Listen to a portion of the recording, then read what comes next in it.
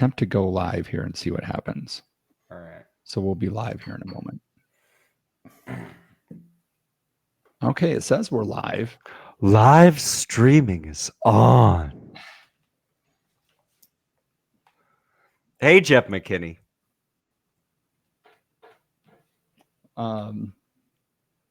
Hey, Mom.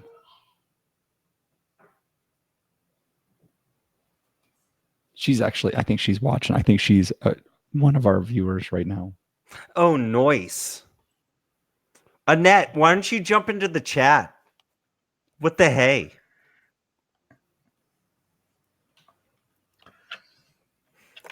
What kind of chores do you need Jeff to do the next time he comes to visit?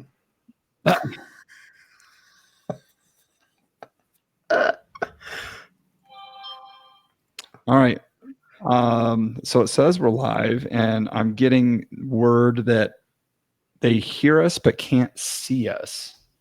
But if I go on welikedrinking.com/show, what's happening? I see it. I see Jeff. So, so quit drinking the first pour out of the still. I think that's the problem. You can see it now. Okay, it's all working now. Everything's good. Okay. You know that those diet sodas cause neurological problems. Maybe. Yeah, man. Ingesting all that hexyl methyl chicken wire. You haven't pulled that one out in a while. All right, I think all right. My volume is looking. Nope, I'm maxing out too. Let's try this. All right, my mic. All right, now I'm good. I'm looking good. All right, Jeff Solomon, please give me a mic check. Hey, look at me. I'm getting riled up, man. You know what I'm saying? Oh, I'm falling off a cliff. Hello. All right, John Ruyak. Do I have to do something silly like that? Get animated at least, so I see where your peak levels are going to be. I can't believe they sent that to an email. That's freaking bullshit. All right, that's looking a lot better. Okay. I like how you censored yourself. You said freaking, and then you followed it up with bullshit. Well, yeah, I only wanted to drop one really bad word. Okay. You know, we say one of those F words and we're rated R.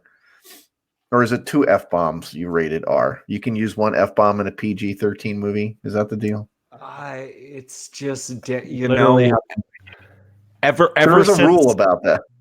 No, ever since the Bourne Identity came out, it just threw everything on its ear.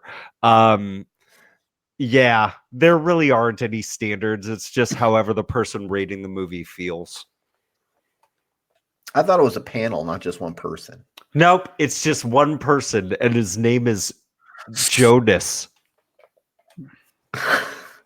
One person has control over all of that? That's too much control. I don't agree. That's freaking bullshit. They should have one rating, and it should be ask your parents.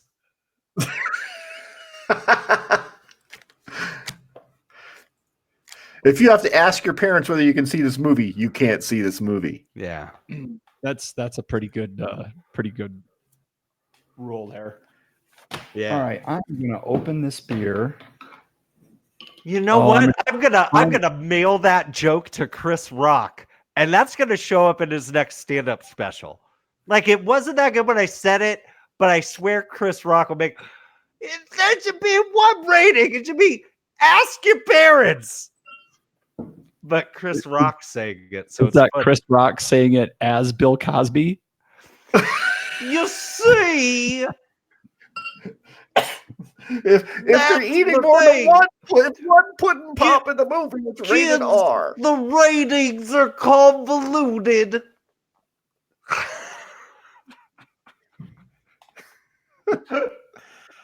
The rating system in prison, it doesn't make any sense. Like my mom's texting, like blowing my phone up. Mom, in the chat. Yeah, in the chat. Okay, so viewers, you're getting all the behind the scenes stuff today. Articles. I think John. I think we're going to just go with yours. Yeah, we're doing. Yeah, we decided that Yeah. when you weren't here. Yeah. Tonight we'll be discussing exploding beer bottles, home winemaking tips, and get your tea and crumpets out because we're drinking British beers. Let me just hit the music, man. You just did the opening for the night. I'm putting that one in. Oh, come on, that was garbage. Yeah, no, what? It's podcast award season. Be professional. Oh, this is true. We can't deviate tonight. We cannot Really? deviate. That whole entire preamble we should be attaching to the end of the show. Maybe it's an after party waiting to happen. Or a bonus episode. It could be a bonus episode. All right, give me one more mic check there, guys. Loud. I haven't even had anything to drink yet. Well, I haven't even had anything to drink yet. The thing is, there should be one rating, and it should be called Ask Your Parents. Keep going. Keep going. It should be Ask Your Parents, man. Just talk, and parents, talk to your kids. What? What? Record scratch? We don't do that anymore. Vroom, vroom. Rip, rip, rip, rip. Yeah, come at me again, bro. Birdie Which- the popping corny 3D. I'm having to adjust everything because I'm switching to a different recording platform right now. So Follow the yellow brick road. Follow the Right, yellow brick road. Follow the yellow brick road. Follow Follow the yellow road. With the what the wind Drop about the this beat one there. because as mayor Because of of the wonderful Munchkin things we do. City in the county of the land of Oz, I welcome you most regally. As coroner, I We must welcome you. confer. I thoroughly examined her, and she's not only really dead, she is really most sincerely nerd. We represent the Lollipop Guild. The lollipop guild. another bonus, like soundbite is has fallen back into like trial mode, so it's gonna close on me like every 10 minutes. What is your soundboard? Yeah, Nice. yeah. Bullshit. This is gonna be a great show. Can't set the timer for infinity. Yeah. All right. Anything else before this happens? Shit show gets. Yeah. We represent the Lullaby League. The Lullaby League. Hi, I'm Al Young from Four Roses Bourbon on the We Like Drinking podcast, where we all never drink alone. At the sound of the tone, the official We Like Drinking time will be 5 o'clock. Commence consumption.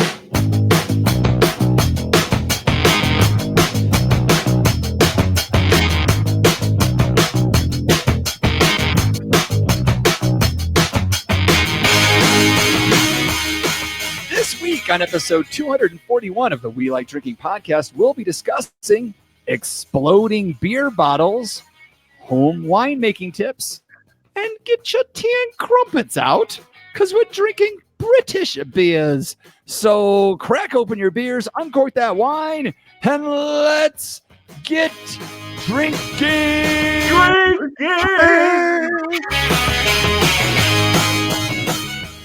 Hey, Eccles. Solomon's not going to be on the show next week. I'm reporting him to PETA for beating that imaginary horse in the intro. He likes to ride the horse with the You music. know, during podcast award season, I think it's perfect to start with a visual joke. You know, whatever it takes. John, I fully endorse whatever you're doing there. And you too, Jeff. Ride that horse like nobody's ridden it before. Thank you.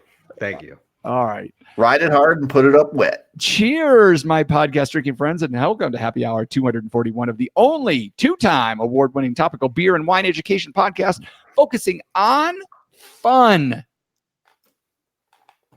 Oh, you guys usually say something there, so. Oh, what? Usually, Huh? I just, you know. Huh? Is it Yes. podcast award season? No, All I'm right. excited. I'm excited. And so is Sir Paul McCartney. Firing on all cylinders tonight. So if by now you've realized that you need to make sure you never miss another minute of this award-winning podcast, be sure to subscribe to the show by visiting welikedrinking.com/ wait for it, subscribe. No, not / wait for it, subscribe / subscribe, and I'll get you there. Okay. All right. So let's get into the show. We've got a lot to talk about. We've got a lot to drink, and I'm excited about this one. So let's find out who we're drinking with. We've got our usual panel members. We've got our wine blogger, Jeff Solomon. Hey, everybody. I'm Jeff Solomon. We have our beer brewer, John Rujek. Yeah, I'm John Riak. And I am your host, Jeff Eccles. And you can always tell we're a little giddy. We're a little slap happy when these shows starts. It's our monthly drinking episode, everyone. This, you know what happens every month? We take it to the Patreons and we say, here's 4 options for us to drink this month. You vote, we drink. We took a different tactic this month to the Patreons. Jeff Solomon is trying to get us to drink craft Mexican lagers for like 7 months now, and it just can't win. So this month we went all international flavors, and people want to hear from the Brits. They want us to be drinking the British beers from the UK, and so that's what we're going to be doing this week. How many votes did Japanese beer get? I think it was pretty close. I don't know what the final tally was.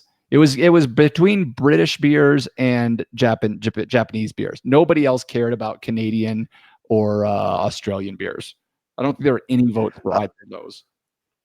Yeah, because man, I saw this cool. I may go back and get it later. A chestnut beer from Japan. Wow. That does sound good. Seemed like it would be pretty cool. That does. Is it too late to change the format of tonight's show? If you can have a new beer in 15 seconds, let's do it. Well, I mean, it is podcast timeline, so I mean, we could just I could get down to Jubilation and back in a half an hour. All right, all right, I can do it. Let's go. It's a school night, guys. Just we'll go with this one. We'll do the lackluster episode this week, and 2 months down the road, we'll do Japanese beers. Okay. There you go. All right, that sounds good. All right, so let's get into this. Let's talk about what we're drinking, guys. We won't get into them yet, but let's at least run through what we're drinking. John, let's start with you. Well, I went to 2 places. I went to Total Wines and Jubilation, and we'll talk about this a little bit more when we get into them. But I picked up Samuel Smith Imperial Stout, which is in my glass now. Excellent. And I also picked up a beer from Scotland, Harveston Brewery, and this one's called Old Engine Oil. Ooh, I like the name of that one. Yeah, I had, it was the last bottle on the shelf, so I grabbed it. That sounds reasonably hardy. priced. This was $3.49, and the Samuel Smith was $4.39. So not too bad. And you went with the Imperial Stout. First, yes, of course. It is 96 degrees here in Albuquerque, so yes, I'm drinking an Imperial Stout. I saw the Samuel Smiths. I've just had so many of them on the show before that I wanted to go with something else. So I went with McEwen's. This is a Scottish ale, 8% ABV. So this should be a fun one to get into. Jeff Solomon. Nice. So John was talking about reasonable prices. I want to talk to you about reasonable alcohol levels. In my glass right now is Fuller's London Pride Original Ale. It's an English pale ale, and it is coming in at a solid 4.7% alcohol by volume. And then after that, I do have the, as Jeff Eccles would call, the sellout British beer. I have some Samuel Smith India Ale coming in at an even 5%. So That I'm one, I'm I didn't. yeah, I'm excited to get into these. But yeah, the India Ale. Straight up I didn't- foil on and, the and, top. you know, just talk about reasonable ABV. I mean, this is an imperial stout, and this clocks in at 7%. So if this was a U.S. imperial stout, it was going to be north of 8.5. Yeah. Easily. I did not see the one that Jeff has. I saw the chocolate stout, the oatmeal stout, the lager, the imperial stout, and the porter, but I did not see the India Ale. I probably would have picked that one up. Yeah, next time maybe don't go to 7-Eleven. Oh, Zing. that's a good idea. I should have thought of that. What was I thinking? Okay. All right. But now before we get into the beers, you know what we got to do here? We gotta lube up the brains before we dull them down with a little bit we like to call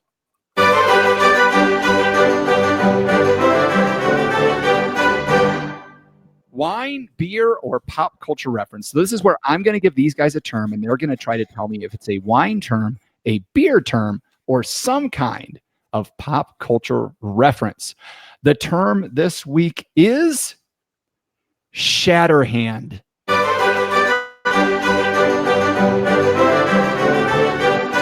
So is Shatterhand a wine term, a beer term, or some kind of pop culture reference? Let's start with Jeff Solomon this week. Can you spell that, please? Shatterhand. Shatterhand. One word? One word, I think. Well, I believe that in England we just pronounce it Shatterhand. Shatterhand must be a city in England where they make delicious beers. Shatterhand. Yeah, that's it. Jeff Solomon is going with a beer term for Shatterhand. John Ruyak. What does the former head coach of the Broncos and the Redskins have to do with beer or wine? Oh, come on. Oh, that's Shanahan. Or the Sorry. former defenseman for the Colorado Avalanche, Shattenkirk. Shattenkirk. Yeah, there Or you go. or the current head coach for the San Francisco 49ers, Mike Shatterhand. See? I'm kind of thinking that Solomon's going down the right track on the pronunciation of it. So I'm going to say it's some sort of medieval English beer making gizmo. Okay. Like a mash paddle or some sort of weird thing with a spring in it or something like that. Okay. Oh, so you're going with beer term. It's a beer term. It's a beer term. Yes. Okay. Going with some kind of medieval beer making tool or instrument. All right. Very good. All right. The term Shatterhand is in fact a pop culture reference. Fuck you. We never get those from Eccles. Big news today came out on the 007 front. The 25th episode of the James Bond series is coming out in April. It is going to be titled No Time to Die, which is replacing the working name that has for months been Shatterhand.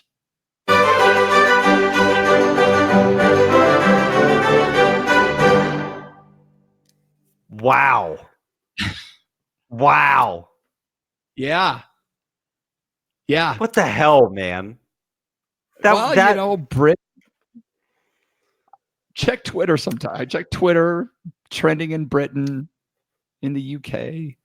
Twitter trending in Britain. Shatterhand. Yeah. Have you nothing better to do across the pond?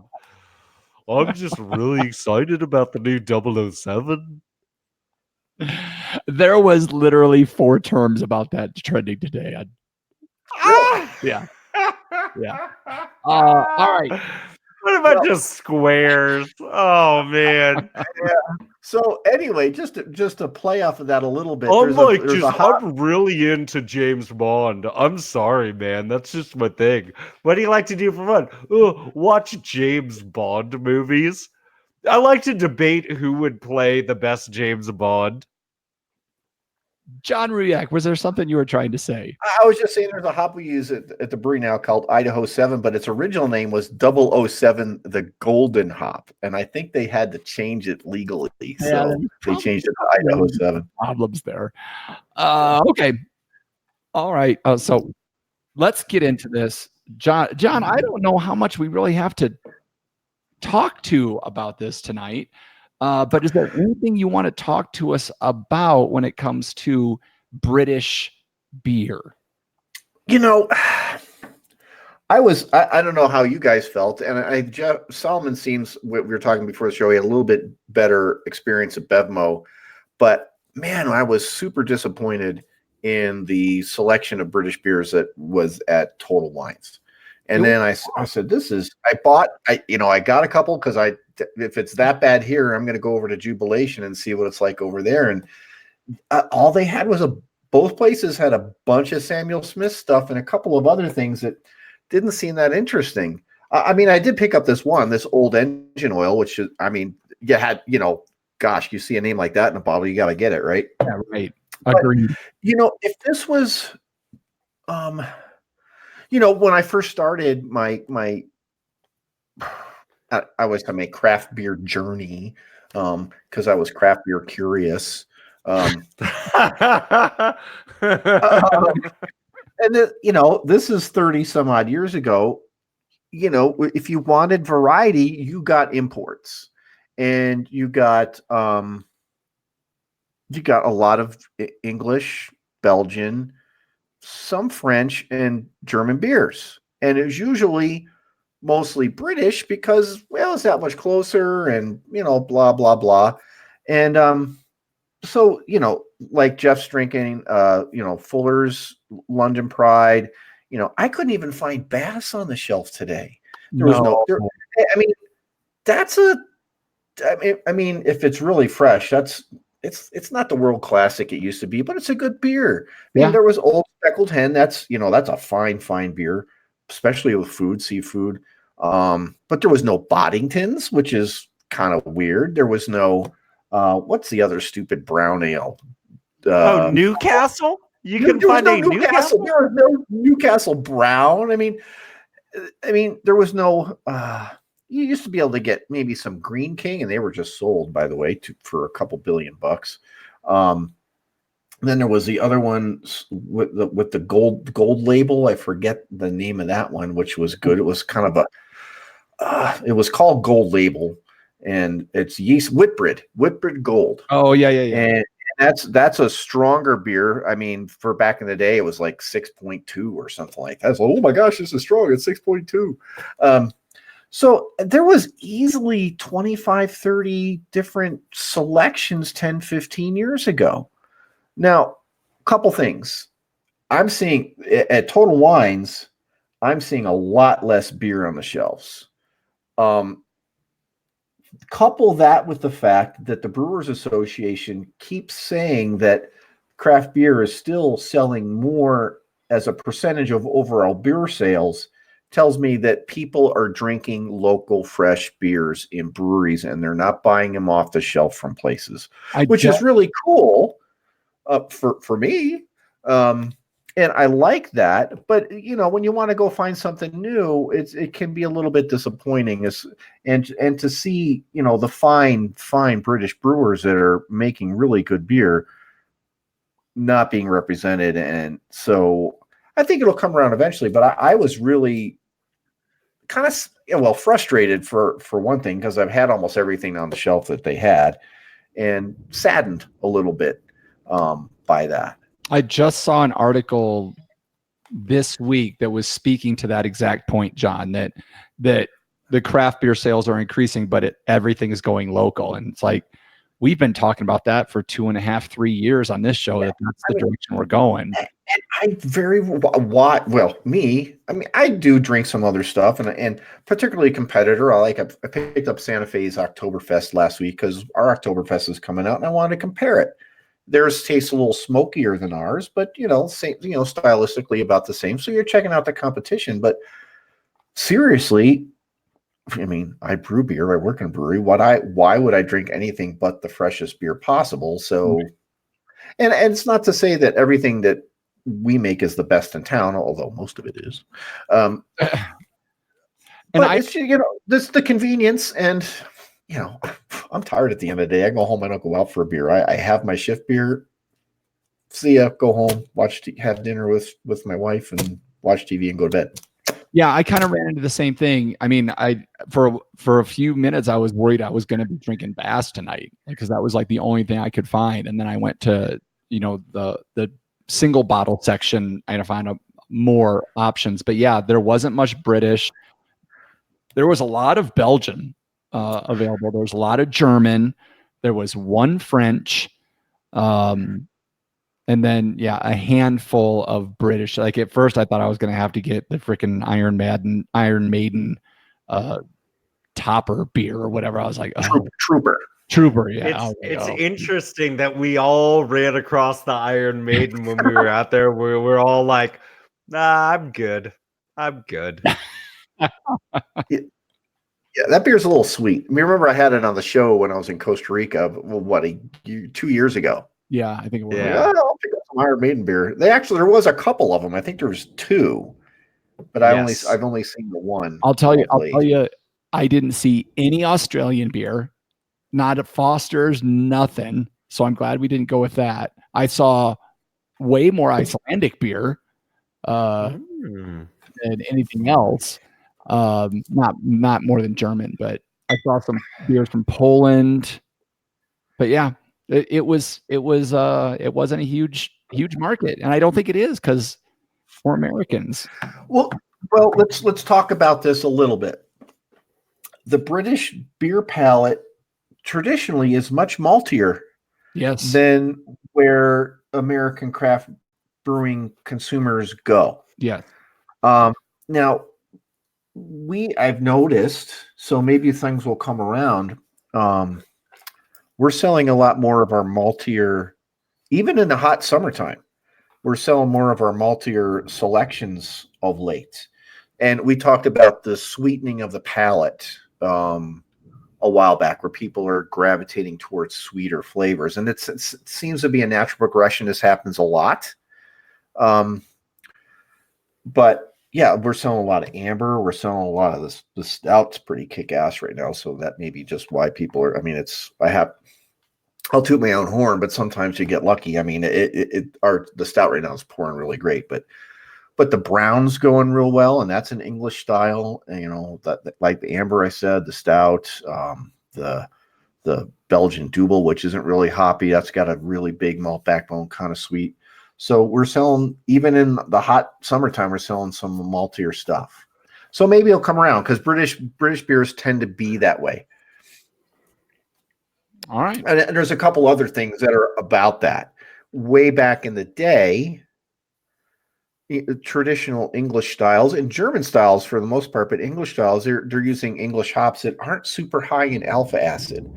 And you can't, if you put so much, if they wanted to make it more bitter, they'd have to put a lot more hops, but you would end up tasting very grassy and vegetable. You have a vegetable type of flavor because of the volume of hops they would have to put in it to get it to be hoppier.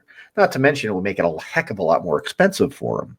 And the British are typically pretty frugal, right? So there's a lot of reasons why those things happen in a traditional sense. Here the craft brewing industry grew up with the development from the USDA and, the Cascade hop and cluster, which are high alpha acid hops, which really started the ball rolling and started people wanting to see different things. That sounds that sounds like a typically American thing. We find something that's a little different that we like, and let's just drive that shit home. Let's supersize the alpha acids, right? Let's buy our alcohol based on the ABV on the back of it, right? Like that's just us, man. That's as American as American. And so I guess that kind of makes sense. Why would I carry a wide selection of British beers with low alcohol and low hop levels and labels that are pretty? I mean, I think they're pretty, but they're also very like old school. Like they almost look like wine bottles sometimes, you know? Like, Yeah. I get it. I want fucking Mac Dre smoking weed on the cover of my beer. So But- did you have a tough time finding British beers?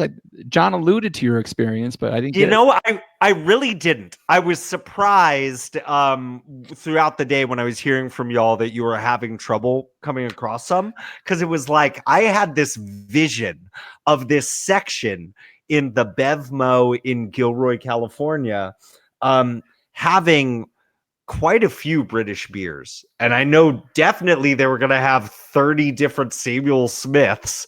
But I just recall like the international section always staying pretty robust and not getting really squeezed out. And sure enough, I just went right to where I thought it would be. And I was really happy with those options. I'd seen the Samuel Smith stuff plenty of times. I see that in grocery stores around here. But I was really stoked to come across this Fuller's London Pride because I'd never seen it or heard of it before. It just looked really cool. And so, yeah, I didn't have as much of a problem. The one problem I did have was, none of it's in a refrigerated section, Right. Because they're like, why would anybody be drinking this? So I had to rush home and throw it in the fridge before we started. You know, But the Brits would drink at cellar temperature anyway. but this is America, motherfucker. My small humble brag. I've had London Pride off the tap with fish and chips at Heathrow. I mean, that's as far as I can get. Oh, you had a layover. Yeah, basically, yeah. That's Was it like good? that's my German beer experience in the Frankfurt airport. Some fucking brats and beer, man. Yeah. All right. Well, I love, listeners, typically when we come into these tasting episodes, we really looked at education as part of before we start tasting it. Tonight, it's just kind of like sometimes it's about the experience. Hey, I dropped a little edumacation on them. Yeah. No, it was good. Just And a little. for what it is, I think that was a good conversation. What do you say? Consider the source. Since I'm almost done with my beer, we should probably taste these so we can get on with the show. So, I feel like John and I have monopolized the show so far, and Jeff's just been coming in to cuss. So Solomon, how about you start us off there with your London Pride? Yes, so here is the Fuller's London Pride original ale. As I was reading up on it, I saw that this is it's a pale ale. And I was interested kind of going into it. I think, if you're not familiar with British beers, if you just think about American beer styles and you compare like a West Coast IPA to an East Coast IPA, that's kind of how I was thinking when I was going into this British pale ale. Like, okay, this is going to be maltier, and sure enough, in the glass, a beautiful, almost amber, but definitely pale ale color. Nice white head that dissipated pretty quickly, and it's just super rich and roasty and toasty on the nose and on the palate.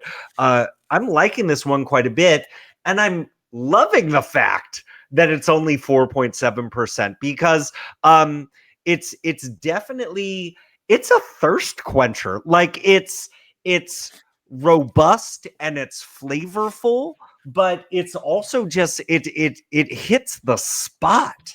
You know what I'm saying? And so I'm definitely a fan of this. I would love to have this with some fish and chips, or maybe even, you guys keep talking about malts. I'm honestly thinking about having this with a chocolate malt at a baseball game. Like it just sounds delicious. I was fish and chips, some malt vinegar in that, man. Come on.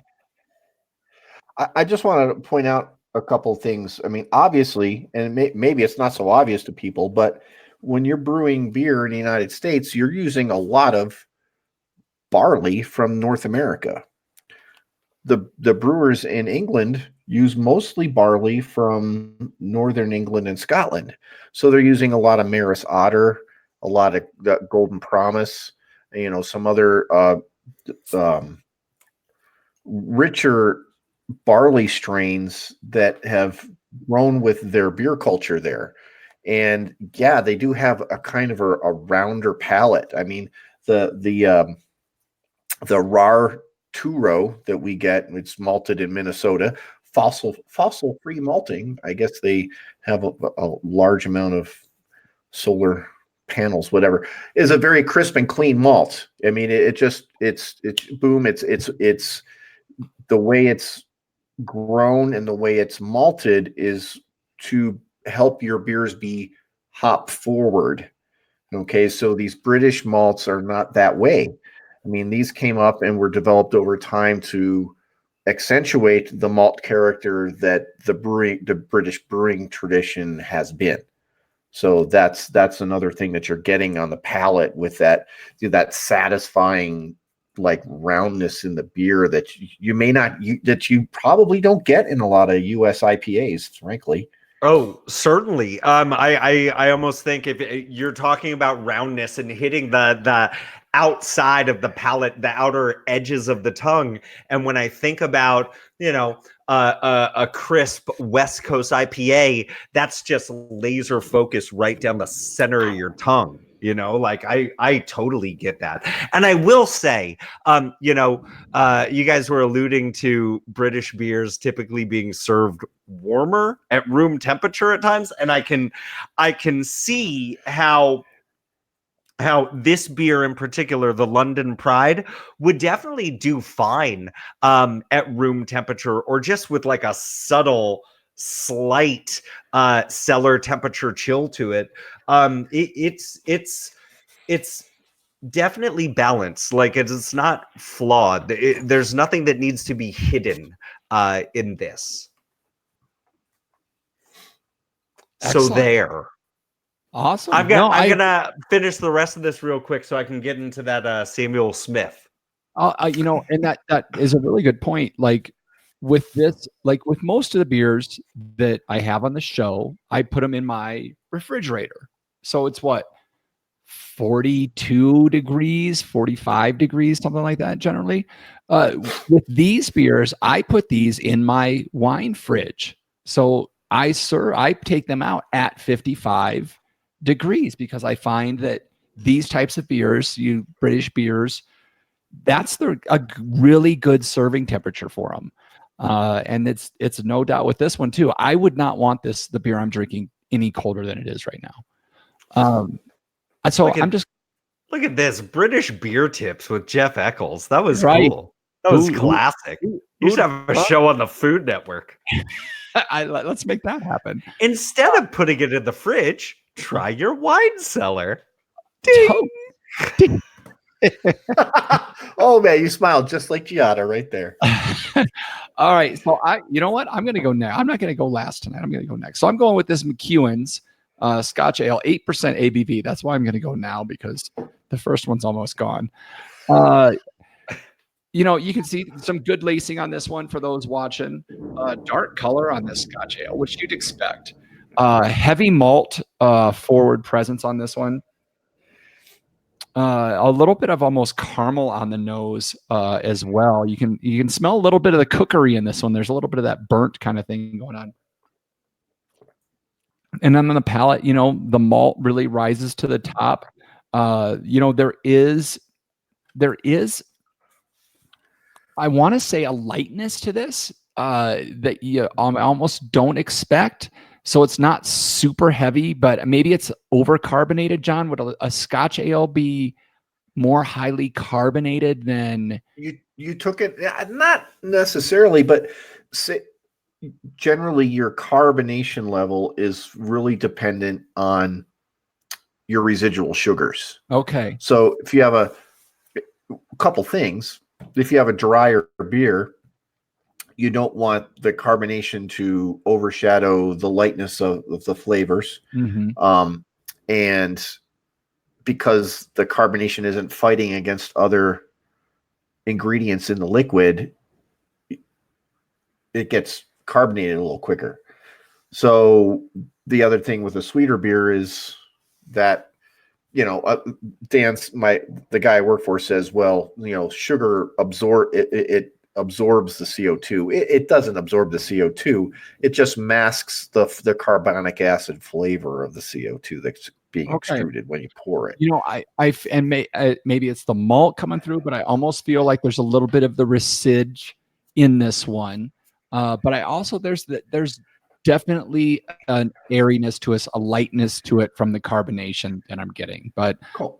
It's a malt forward dark beer with a high ABV, and it's very, very well balanced and delicious. I'm enjoying it quite a bit. I would say that's, if it's a Scottish ale, and you said 8%? Yes. That's like 120 shilling beer. No, I mean that's a tax thing. A lot of Scottish ales are measured that way, and there's a famous Odell 90 shilling, which I like. Yep. And that's probably 120 shilling beer. It's a tax thing for the amount of sugars that are in the beer. Yeah. So, but we talked about that. Wow. Well done, McEwen's. Wow. John, what you got? So I'm drinking the Samuel Smith Imperial Stout, and interesting that my boss and I were discussing some malts. We got a bad batch of 45. I opened it up and it's like, this isn't 45. This is like 25, and that's the color level, right? And so we were discussing it. We called our supplier, and they replaced it. But we were just going through, and we were, let's just taste this against the 45 left we have on hand and the 77 that we use for some darker beers. And this has a lot of, I would say, I don't know who malts it, but we use William Crisp 77L from Great Britain, and it's got a lot of pruny and raisiny flavors in it. So there's this, this dark dried fruit type of you guys would say play in this beer. So there's a lot of that. But for a Russian Imperial Stout, a lot of times it ends up flattening out on the top, and this one did not. And so nice head retention. It's not even lacing. It's still leaving foam on the side of the glass. And, at 7%, I don't get any heat. It's heavy. There's a lot of residual sugars in this. So, it's not my favorite Imperial Stout. I prefer American style, but it's good. It's well-made beer. It's certainly well-made. Excellent. All right. Jeff, did you want to get into your India Ale? Yeah, I do have this Samuel Smith India Ale right now, and I did pour it. Color-wise, it's a little bit darker than that London Pride. I do have quite a bit of head retention as well. This is just a beautiful looking beer. Both of those beers, something so refreshing, just with like the haze craze in the United States, is how crystal clear these beers are. And I really do enjoy that. On the news,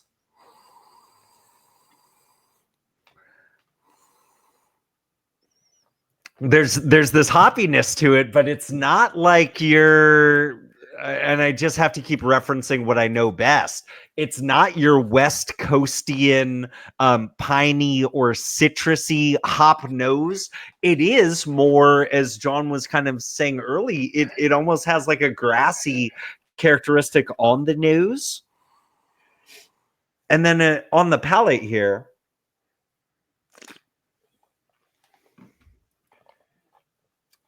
oh, wow. Is it woody? Is it spicy? Is it floral?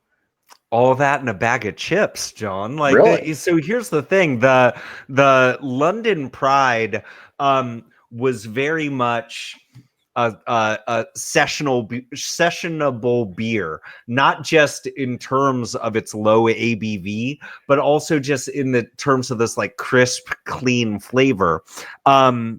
This Samuel Smith's India Ale, on the palate, it's definitely hop forward, but again, it's not like what you're expecting from hops. Like it is, John, thank you. It's kind of woodsy in terms of like the hoppiness to us. I think woodsy and floral is a nice way to explain it. There is a little bit of a citrusy bite to it. And a beautiful presence of some nice light but round malts. It's probably what do you think it is? The Golden Promise malts in there. I'm just gonna throw that out. I'm probably right. Golden Promise is generally used in whiskey making, but there's been shifting to more brewers of late. This is really nice. And I think for those of you that going back to the American palate, if you like your East Coast IPAs, if you like your 60-minute IPAs from Dogfish Head, I think that Samuel Smith is actually really up your alley. And I think that it's easy to overlook because there's so many different Samuel Smith bottles. Like you think that you've had something before, and then you read the label and you're like, India Ale? I didn't know they did this. This is great. And it's just a solid even 5%. So you can rock this mofo in a beer mile. Are you ready, Eccles? I'm ready. I want a rematch. I'm ready. Anytime, anywhere. This is honestly, this is delicious. And I was so anxious to try it because I was like, maybe it's gonna suck, but this is wonderful. I love this. Probably has a lot of Fuggles in it. I don't know what the other hops are, but that woodsiness is probably from some Fuggles. Yeah, some Muggle Fuggle. I'm gonna seek that one out, and I'm gonna watch and get some Fuggles because I just like saying Fuggles. Okay, John, do you want to get into that oil can? Well, just real quick. I mean, it's a different situation. This is more Americanized, I would say, because there's a lot of bitterness on the back of the palate. So this one's more roasty. What I wanted to say is, I forgot to say about the Imperial Stout from Samuel Smith, is there's a lot of like probably that 77, maybe a little bit of chocolate malt, whereas American Imperial Stouts would be heavily geared towards chocolate malts and roasted barley, maybe, and give you those coffee tones that you get. Some of them have that raisiny, pruny thing. But anyway, this old engine oil skews more towards an American type of palate. So this one, I don't know, maybe it's got some nugget in there, kind of has that herbal type of kind of cleansing thing, which is good because this is a thick one. This has got a lot of residual sugar in it, and the alcohol content is that high. It's only 6%. But this one's got a little more complexity than the Samuel Smith.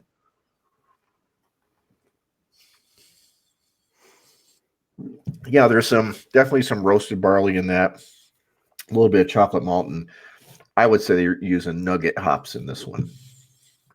Okay. Or something similar to that. But you like it? Yeah, I do. It's thick. I mean, if they fully attenuated this, if they use, I could easily see this beer being 8% alcohol if they'd used a different yeast. Oh, wow. Or if they mashed it a little differently. This one's got a lot of sugar in it. Okay. This is like eating a bowl of ice cream right here. Hello, hangover. There you go.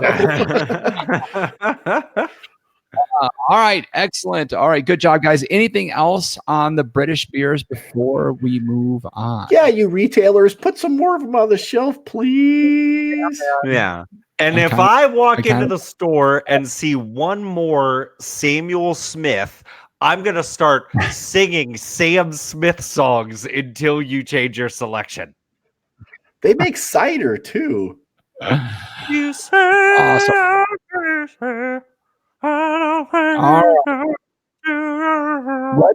move on because we have a listener question. We hinted around it a little bit last week. We're going to get into it this week. Our good friend and Patreon, our biggest patron, the man, the myth, Dolly, has a question for us. He comes straight at us with any tips on a home winemaking kit. Nothing elaborate, but preferably using real grapes, not concentrate, planning for my retirement. So this was a really good question. I had my thoughts. I know Jeff and John have their thoughts, but I also knew we have this little place that we like to hang out called the Tavern. And I know we have some professional and some home winemakers in there. And I was hoping I could bait them into a discussion, and I did. Of wine brewer, winemaker. That's all I can say. Anyway, so I kind of got some highlights from what they said, and I'm bringing that to you. So from Steven Seelock, our good friend, a winemaker at Pacific Rim Winery, a couple things he had to say about this. My favorite, home winemaking is like sailing a small boat. Things can go wrong. I laughed out loud when I saw that. He had some good. He said some small wineries will sell grapes to individuals. So, Dolly, you're down in Florida. You're not looking at a whole lot of vinifera grapes. You're probably going to look at more muscadine kind of, hybrid kind of grapes down there. But that's something to look at. You may be able to get some grapes locally that you could use. Stephen also said reds are complicated from a color extraction perspective. Whites are arguably easier to make, but harder to cold stabilize. And then a whole rash of argumentation started from that point, but we're going to skip that. Our good friend Tim over at Zeta Cellars, he is a home winemaker, and he gets grapes and he makes them from grapes, and he makes some damn good award-winning wines. He says high-end wine kits can sometimes come with skins, but skins in a wine kit allow the winemaker to get more extraction than a regular kit offers. Making wine from actual grapes will require a large investment and a big jump in the learning curve. It's not for everyone, and one can mess up a good product very easily. He says to look up a company called RJS on the internet. They have a number of kits that actually come with skins, but this is his most important point, I think. If Dolly wants to get frustrated and discouraged early, then yes, give him advice to buy Vitis vinifera grapes and go from there. Ha ha! Not for the faint of heart. So that was their take. I also wanted to get our panel members' take. Jeff Solomon, you're a home winemaker. I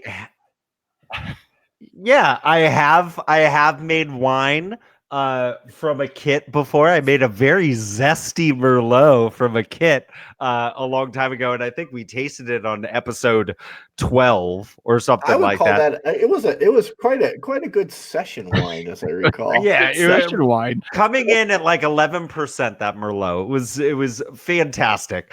I think I still have one more bottle left of that, but I have also had an opportunity. Most of the wine that I have made has been from Vitis vinifera grapes, just in a 7-gallon fermentation bucket.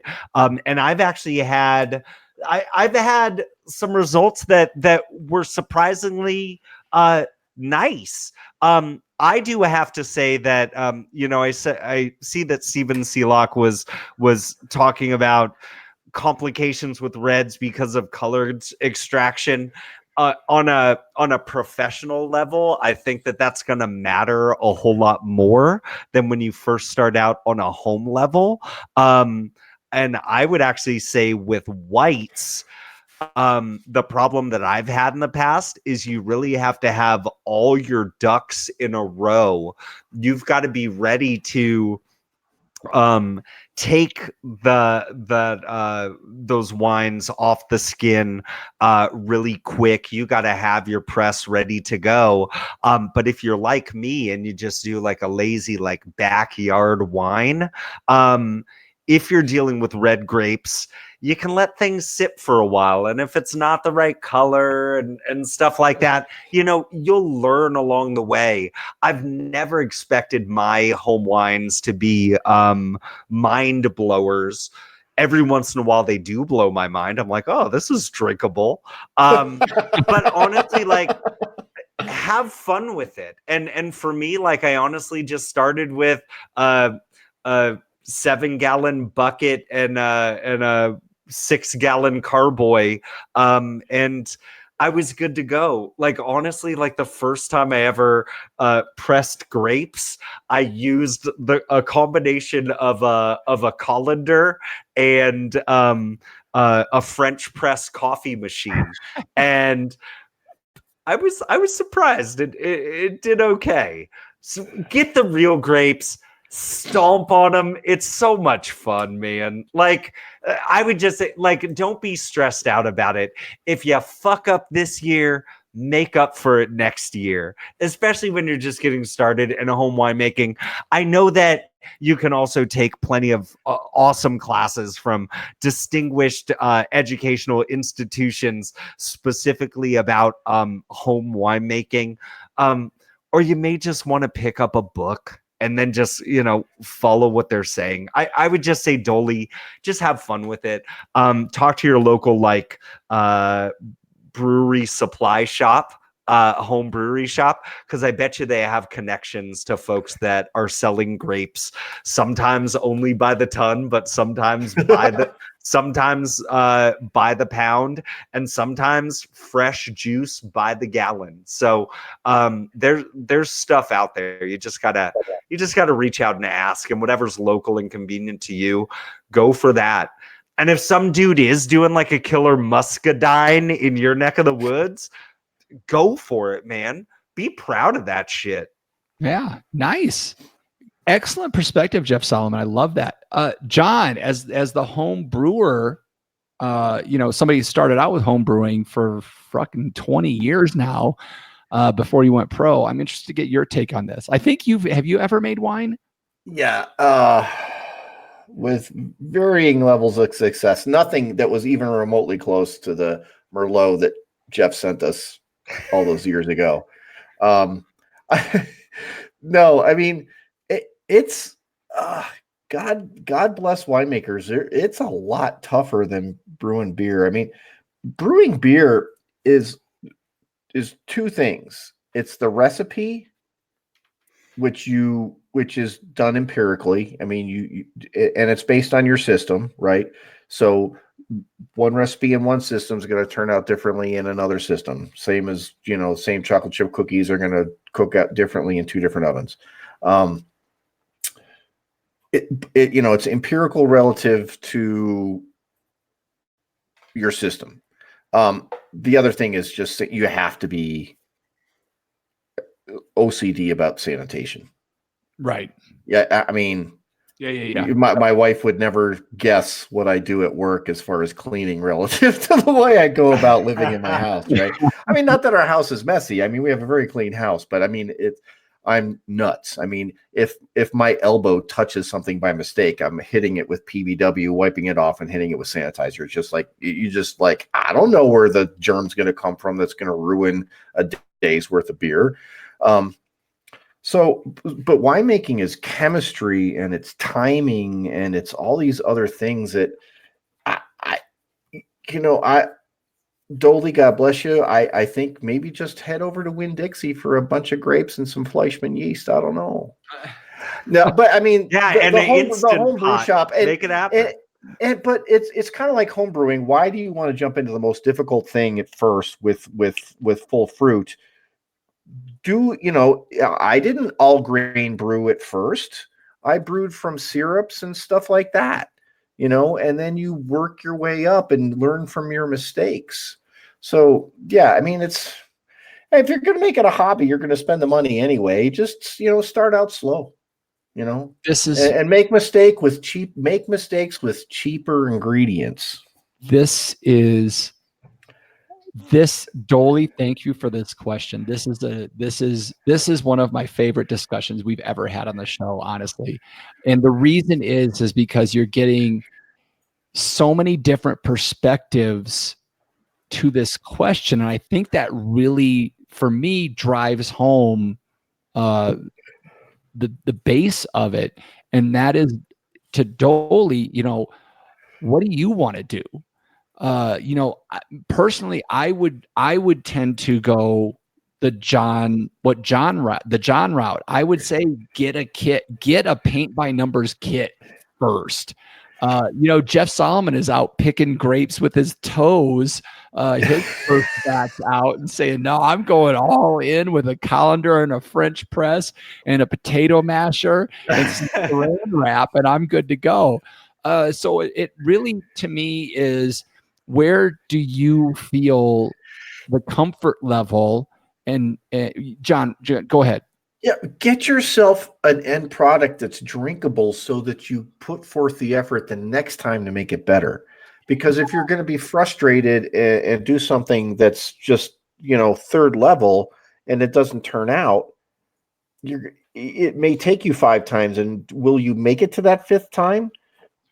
But if you buy and really a decent kit for making wine is still going to be $150 just for the juice. Yeah.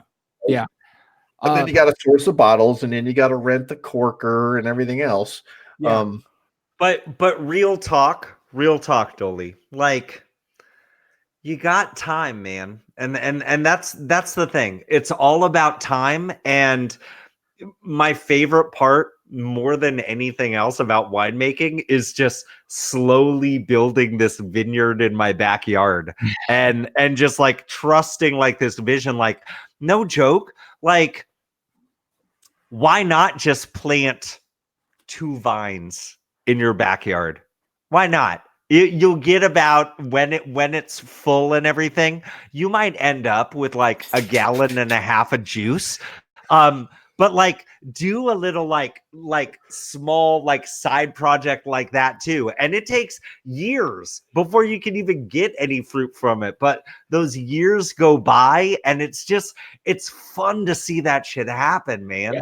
I hear just have fun with it. I'm still waiting on my 1 grape Zinfandel bottle. I hear you, Solomon. If that rat didn't topple that vine, I'd send it to you. So Dolly, like my perspective is, first, don't wait. Like, if it's something you're interested in doing, do it. Just fucking do it. I would suggest finding a home brew shop in town. Go talk to them and say, look, I want to start. Where do you recommend I start? I'm sure they have a kit.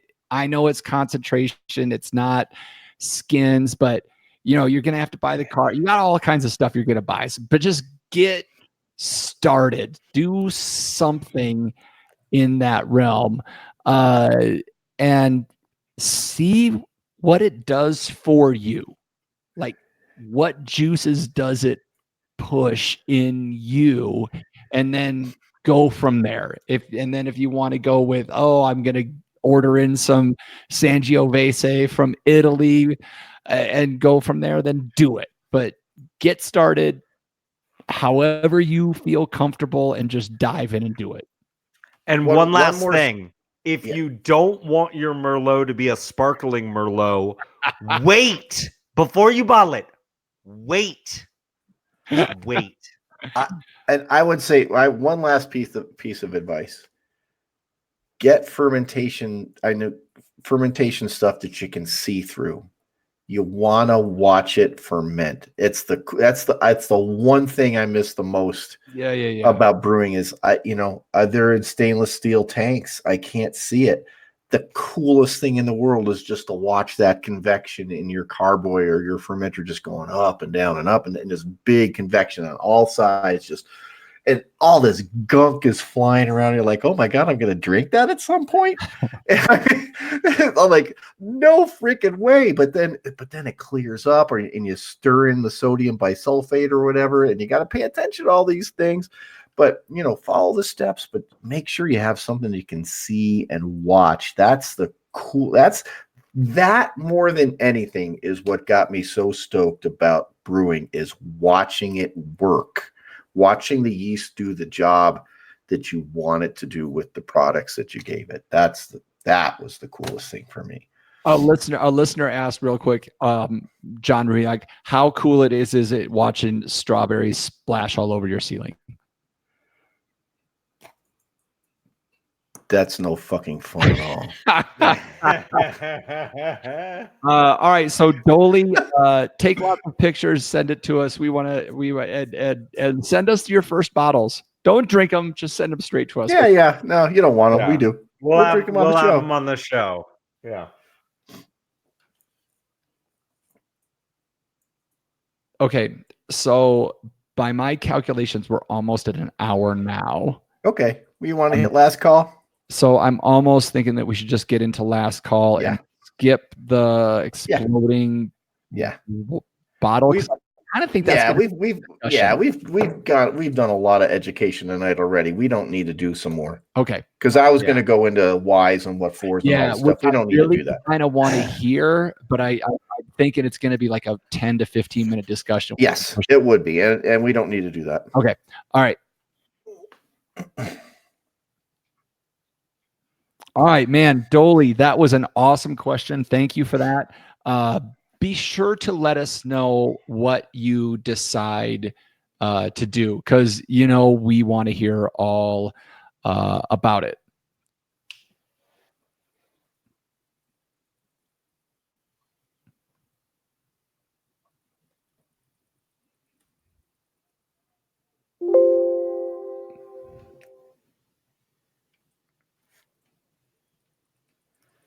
But unfortunately, we've reached the time of the show where I have to call last call.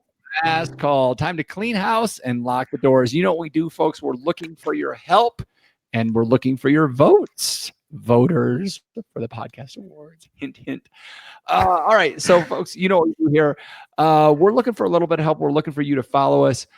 Jeff Solomon, if the people are looking to connect with us on the social media platforms, what's the best places for them to do that?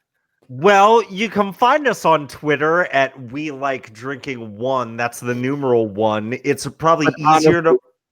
Honestly, not very often. I hate Twitter. Go on. Yeah. I mean, fuck Twitter, but we're there. It's probably because our handle is shitty. It's We Like Drinking 1. That's the numeral 1. It's a lot easier to find us on Instagram and Facebook. Just search for We Like Drinking.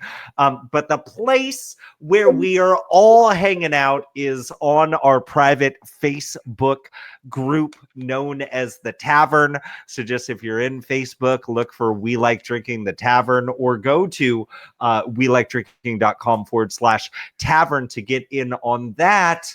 And if you jump in quickly, you might end up in our fantasy football league. Dun, dun, dun, dun, dun. And the tavern is where all the cool kids hang out. The tavern is a fun spot. Jeff Solomon, if the people want to connect with us for the Fantasy Football League, how should they do that? So I did post a message in the tavern talking about the Fantasy Football League. if you want to join, find that little post there, leave a comment underneath, let us know that you want in. This weekend is when I'm going to be finalizing the league. Those of you that have been in the league, if you were in the league last year and you want to stay in, can you do me a favor and just say, hey, I want to stay in? It makes it a whole lot easier, because if I don't hear back from some of you, I'm just going to kick you out. And that's no fun, being kicked out by Jeff Solomon. I'm a nice guy. Don't make me be an asshole. Don't make me do it. Yeah.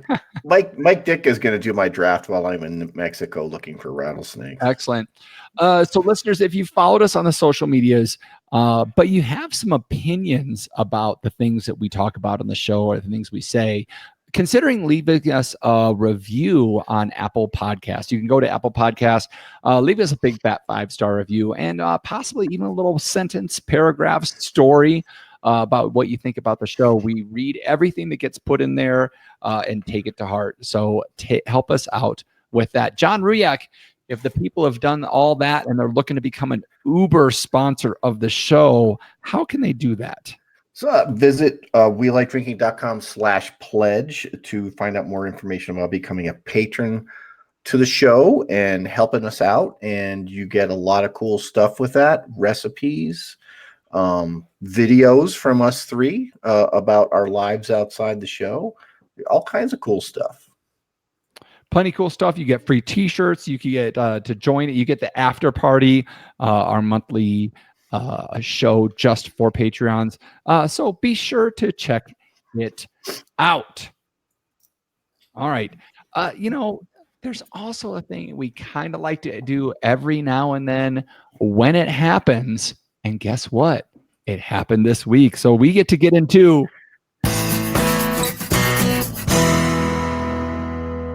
iTunes reviews. Yes, we get. I'll be honest, we have three. Oh, do we have a follow-up from Whale Taint Johnson? Or no? We have 3 5-star reviews added this week.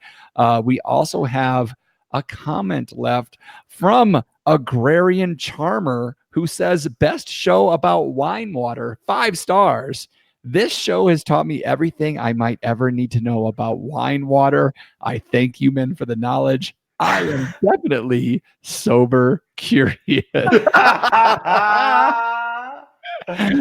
Honestly, one of my favorite reviews ever. So thank you, Agrarian Charmer. You charmed the pants off of us. Actually, John Ruyak is pantless right now, I think. I am not. So thank you for that. So you can also find the show notes to this episode with all the links to the stories we mentioned at welikedrinking.com/episode. Whew, that was a lot to take in. We hope you enjoyed it. I am just about done with my second of these British beers. So we've reached the time of the show where I get to say, okay, panel, let's take one last trip around the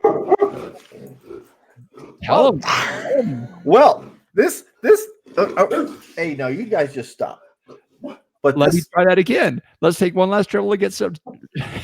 Let's take one last trip to get some final thoughts before we shut off the lights. John's dogs. All right, so this is take number 2 because Eccles already cut off both of my dogs barking while he introed me into this. Oh no, they're going to the show. I just had to add John's dogs. Oh, cool. So anyway, that kind of brings me into what happened last night. And nature is cruel, right? So our neighborhood butts up right against the Manzano Mountains. We're about 5 blocks away from the open space.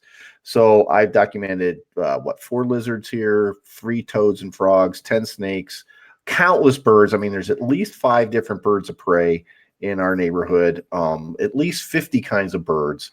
And there's a family of raccoons that live somewhere.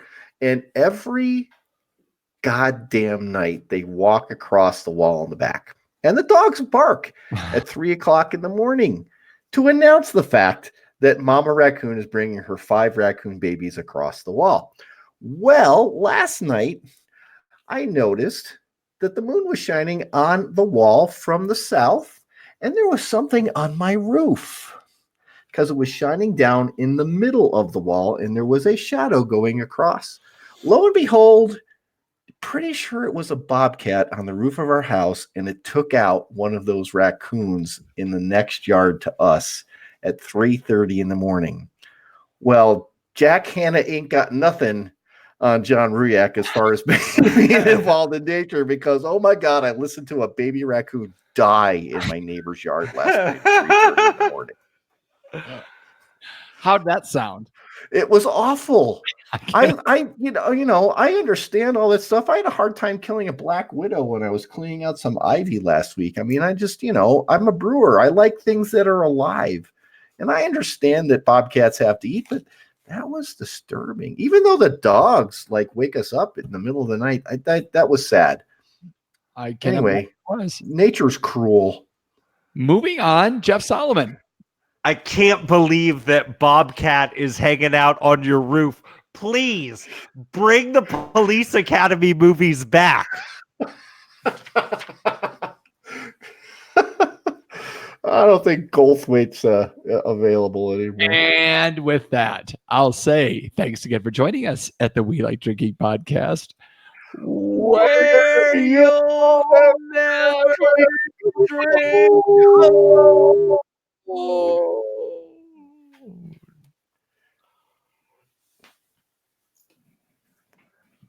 I got to work on my Bobcat Goldthwait impression. It's like,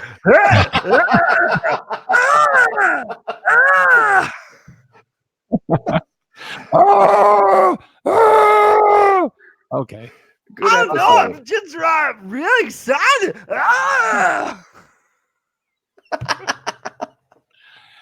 Thank you, all our viewers, for watching the show. We'll see you next week. That was I'm excellent. Jim McKinney.